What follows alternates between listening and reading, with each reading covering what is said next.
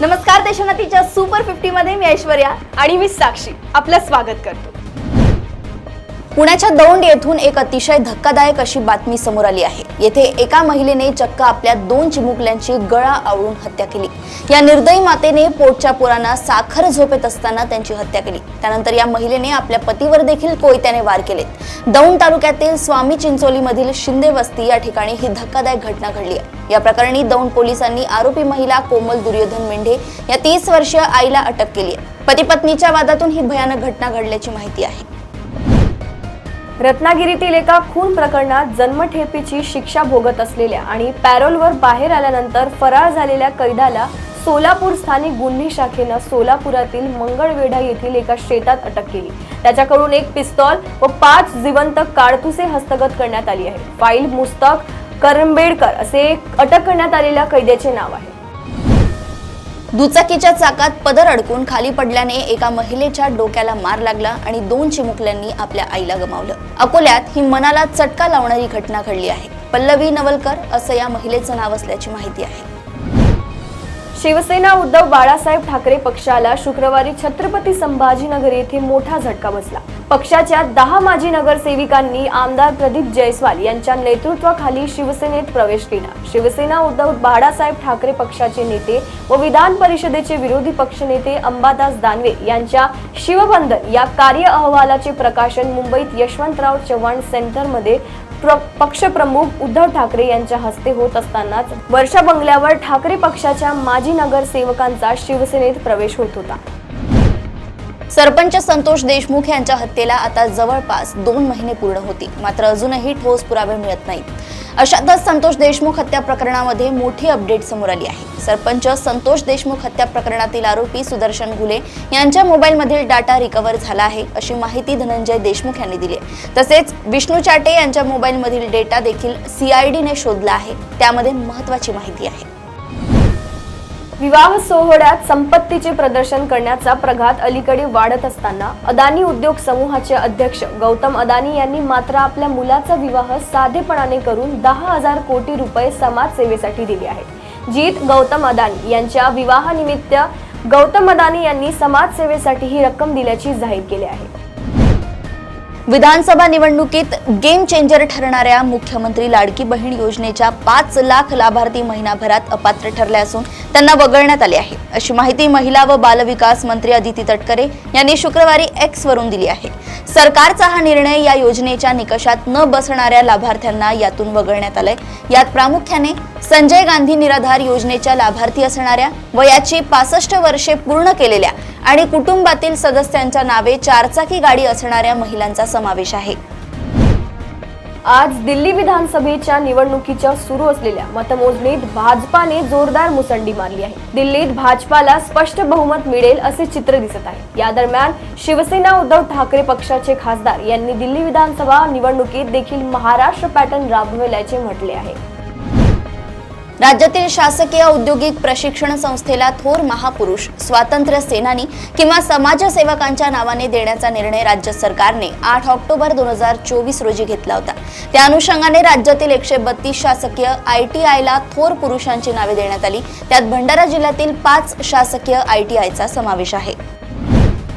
पुणे शहरातील प्रमुख 9 रस्त्याचे झाडणकाम यांत्रिकीकरणाद्वारे करण्यासाठी 4 परिमंडळासाठी निविदा काढल्या होत्या। त्यापैकी एका निविदेवर आक्षेप असल्याने ती वगळता उर्वरित 3 परिमंडळाच्या 5.75% जादा दराने आलेल्या 129 कोटी 62 लाखांच्या निविदांना स्थायी समितीच्या बैठकीत मान्यता देण्यात आली आहे। चांदूर बाजार तालुक्यातील अनेक शेतकऱ्यांनी सोयाबीनची विक्रीसाठी आवश्यक कागदपत्रे चांदूर बाजार खरेदी विक्री संस्थेकडे जमा केली होती, मात्र ही कागदपत्रे वेळेत ऑनलाईन करण्यात आली नाहीत। परिणामी शेतकऱ्यांना बाजारभाव मिळण्यापासून वंचित राहावे लागले आहे। त्यामुळे संतप्त शेतकऱ्यांनी संस्थेवर कठोर कारवाईची मागणी केली आहे। अन्नधान्य वितरणाची प्रक्रिया पारदर्शक व्हावी व लाभार्थ्यांनाच रेशन धान्याचा लाभ मिळावा यासाठी रेशन कार्ड मधील प्रत्येक लाभार्थ्यांची ई-KYC करणे महत्त्वाचे आहे व यासाठी पुरवठा विभागाने 28 फेब्रुवारी पासून चौथ्यांदा मुदतवाढ दिली आहे। या अवधीत ई-KYC न केल्यास संबंधित रेशन कार्ड धारकांचे नाव शिधापत्रिकेतून कमी करण्यात येऊन त्यांचा रेशन पुरवठा बंद होणार आहे। लोहगाव विमानतळावर विमान प्रवाशांना पुरवण्यात येणाऱ्या सोयी सुविधांच्या सर्वेक्षणात पुणे विमानतळ पास झाले आहे. ऑक्टोबर ते डिसेंबर या 3 महिन्यातील विमानतळावरील सुविधेबाबत भारतीय विमानतळ प्राधिकरण व ACI/ASQ यांनी अहवाल प्रसिद्ध केलाय. यामध्ये सेवा गुणवत्ता निर्देशांकात पुणे विमानतळाचा दर्जा सुधारला असून 74 स्थानावरून 67व्या स्थानी झेप घेतली आहे. लग्नाचे आमिष दाखवून कर्जत येथे राहणाऱ्या एका महिलेस 7,90,000 रुपयांची फसवणूक केल्याची बाब समोर आली आहे. या प्रकरणी नाशिक येथे राहणाऱ्या तरुणाविरोधात गुन्हा दाखल करण्यात आला आहे. सदर घटना 7 डिसेंबर ते 4 फेब्रुवारी या दरम्यान घडली आहे. डोंगरी पोलिसांनी एका सायबर गुन्ह्यात 11 आरोपींची एक टोळी पकडली. ही टोळी विदेशातील आकांना बँक खाती पुरवत होती. कमिशनच्या बदल्यात या टोळीने 150 पेक्षा अधिक बँक खाती पुरवल्याचे उघड झाले असून त्यातून हाती आलेल्या कोट्यवधी रुपयांमधून आरोपींनी आलिशान गाड्या आणि घरे खरेदी केल्याचे तपासातून समोर आले आहे. राष्ट्रवादी शरद पवार गटाचे नेते जयंत पाटील भाजपच्या संपर्कात असल्याची चर्चा आहे. आता जयंत पाटील हे नितीन गडकरींच्या कार्यक्रमाला उपस्थित लावणार आहे असल्याचं समजतंय. त्यामुळे जयंत पाटील भाजपमध्ये प्रवेश करू शकतात असेही बोलले जात आहे. पाटलांच्या पक्ष प्रवेशावर भाजप नेते रवींद्र चव्हाण यांनी प्रतिक्रिया दिली. येणाऱ्या काळात भाजपकडे अनेक लोक आकर्षित होतील असे संकेत चव्हाणांनी दिले. रत्नागिरी शहर परिसरात स्थानिक गुन्हे अन्वेषण शाखेच्या पथकाने अंमली पदार्थ विरोधी कारवाई करत 1.5 लाखाचे ब्राऊन हेरोईन या अंमली पदार्थासह 3 ताब्यात घेतले.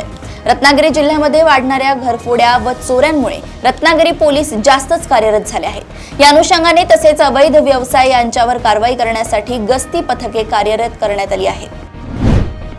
महायुती सरकारची स्थापना झाल्यापासून माजी मुख्यमंत्री आणि विद्यमान उपमुख्यमंत्री एकनाथ शिंदे हे नाराज असल्याचे बोलले जाते. आता महायुती सरकारचा आणखी एक निर्णय शिवसेनेच्या नाराजीचे कारण ठरू शकतो.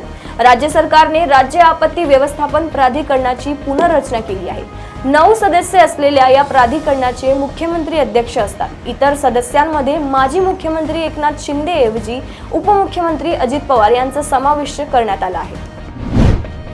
राज्याचे मुख्यमंत्री देवेंद्र फडणवीस यांच्या पत्नी अमृता फडणवीस यांचं आता आणखी एक नवं गाणं येणार आहे.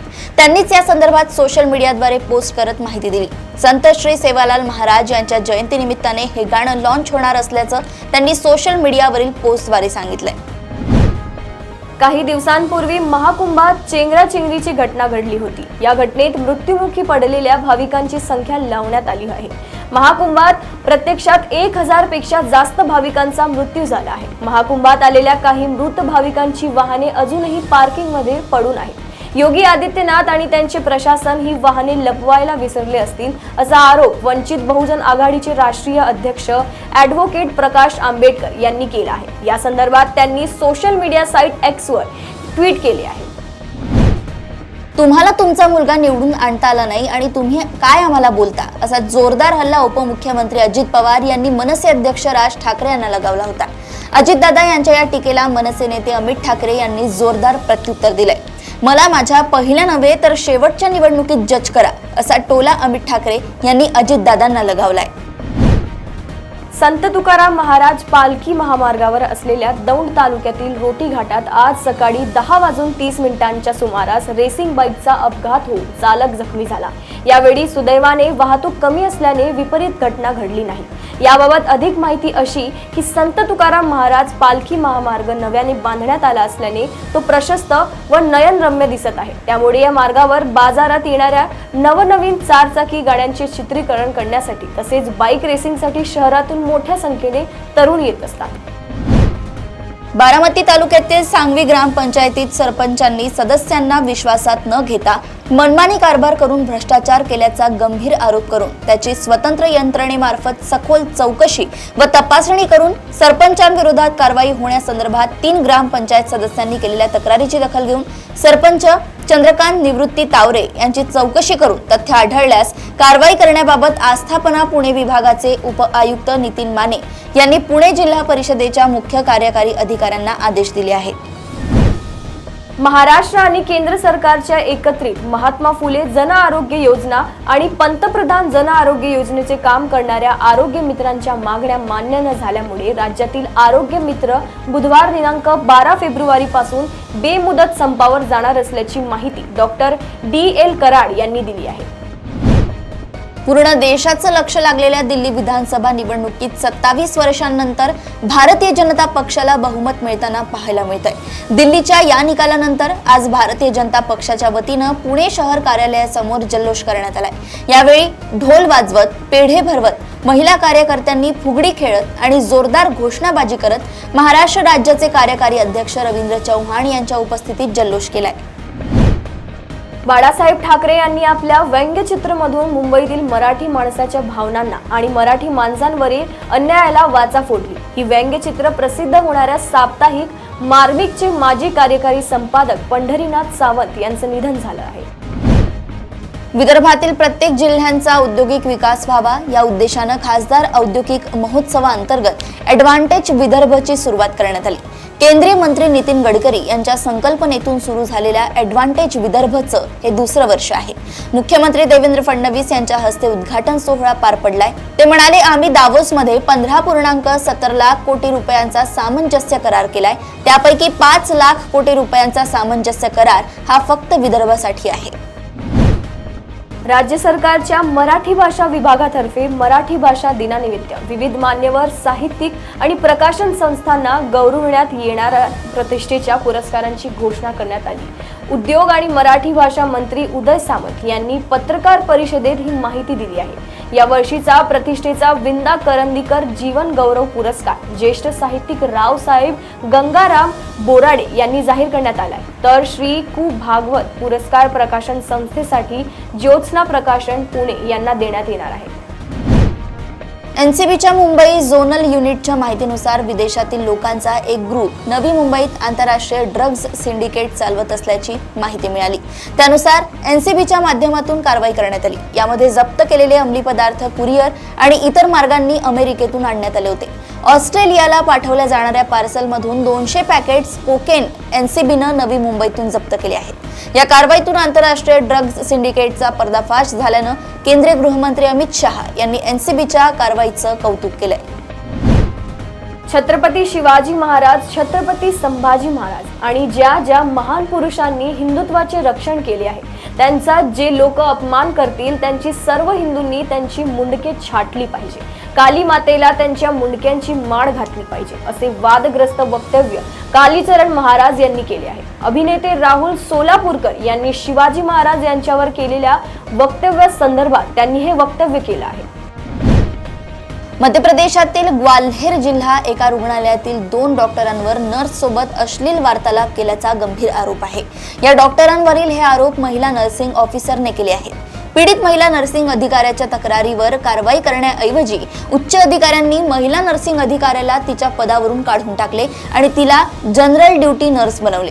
अखेर आपल्यासोबत झालेल्या अन्यायाविरोधात पीडितेने उच्च न्यायालयाचे दरवाजे ठोठावले आहेत। लखनौमध्ये एका अल्पवयीन 14 वर्षाच्या मुलीच्या मेंदूचा एक भाग तिच्या नाकात घुसला होता। उत्तर प्रदेशातील गोरखपूरमध्ये हे विचित्र प्रकरण समोर आलं आहे।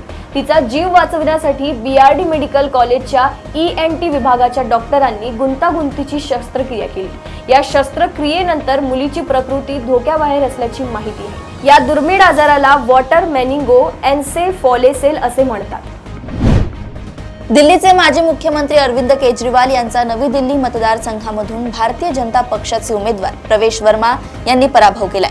दरम्यान अरविंद केजरीवाल यांचा पराभव झाल्यानंतर आणि आम आदमी पक्षाला आलेल्या अपयशानंतर पक्षाचे सर्वेसर्वा अरविंद केजरीवाल यांनी प्रतिक्रिया दिली आहे।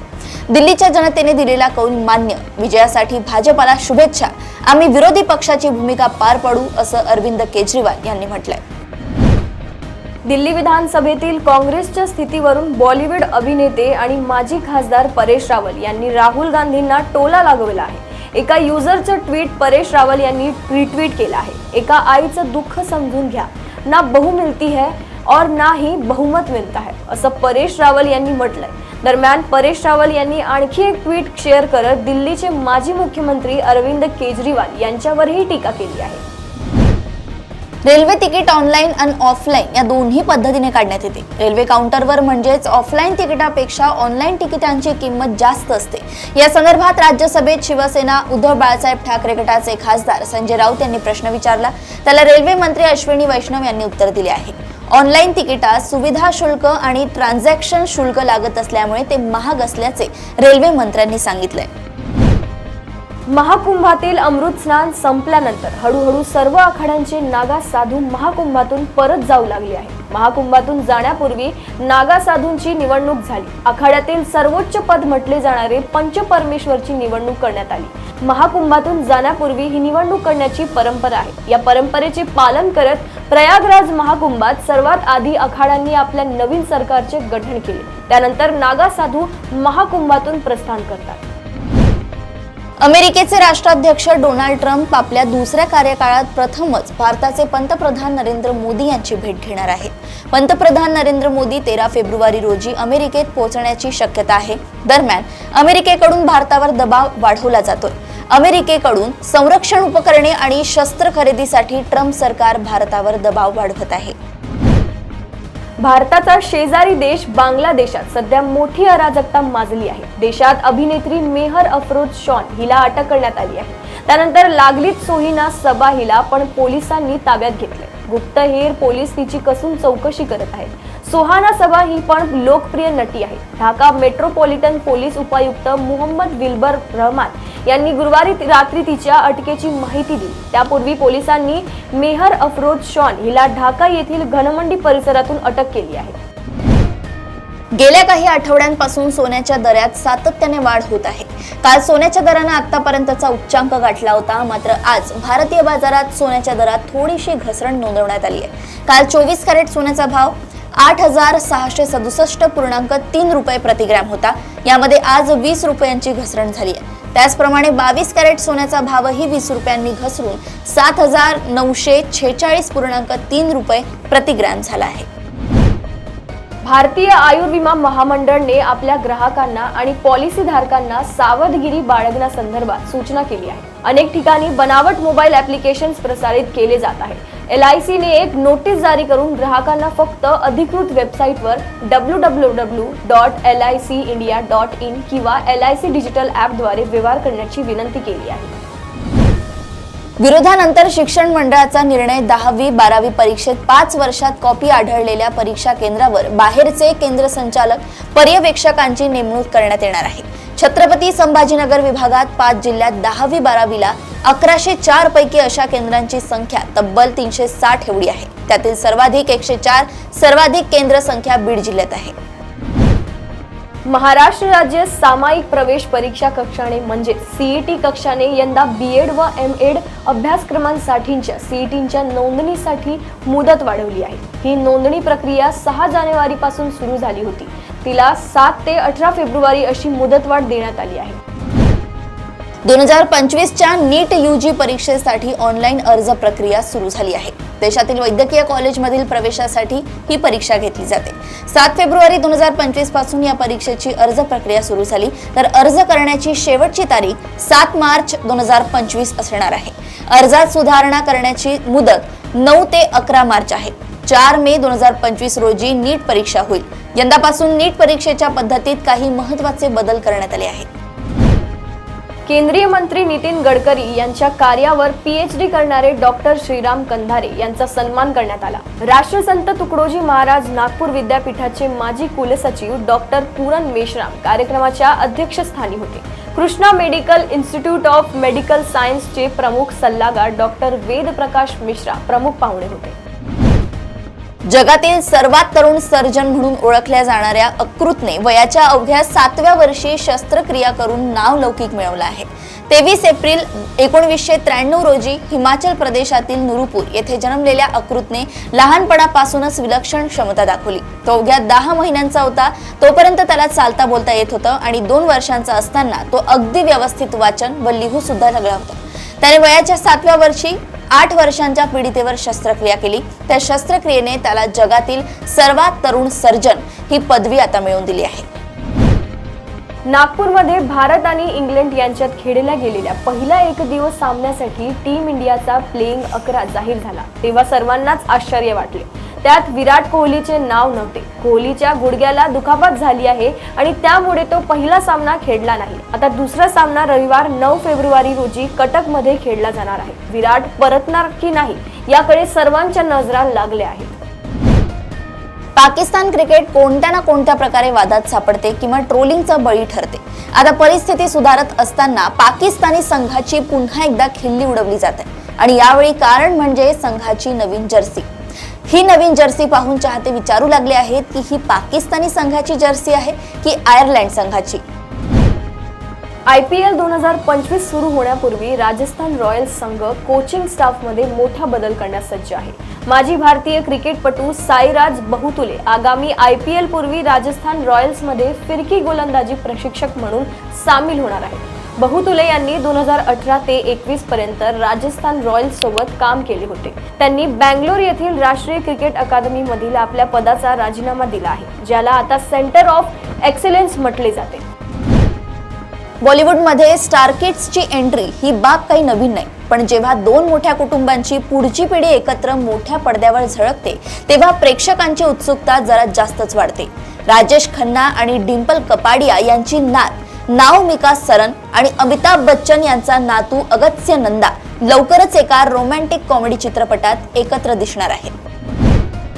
साऊथ स्टार नागा चैतन्य सध्या त्यांच्या थंडेल चित्रपटामुळे चर्चेत आहे. हा सिनेमा एका सत्य घटनेवर आधारित आहे. आंध्र प्रदेशातील श्रीकाकुलम इथल्या मासेमारी करणाऱ्यांचा एक ग्रुप चुकून पाकिस्तानच्या हद्दीत प्रवेश करतो.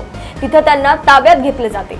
या सगळ्याचा थरार पाहायला मिळणार आहे. नागा चैतन्यच्या करिअर मधला हा महत्त्वाचा सिनेमा असून या सिनेमासाठी प्रमोशनसाठी तो मेहनत घेताना दिसतोय. तर या होत्या आजच्या महत्त्वपूर्ण बातम्या. अशा सुपर 50 बातम्या जाणून घेण्यासाठी तुम्ही बघत राहा देशोन्नती. नमस्कार.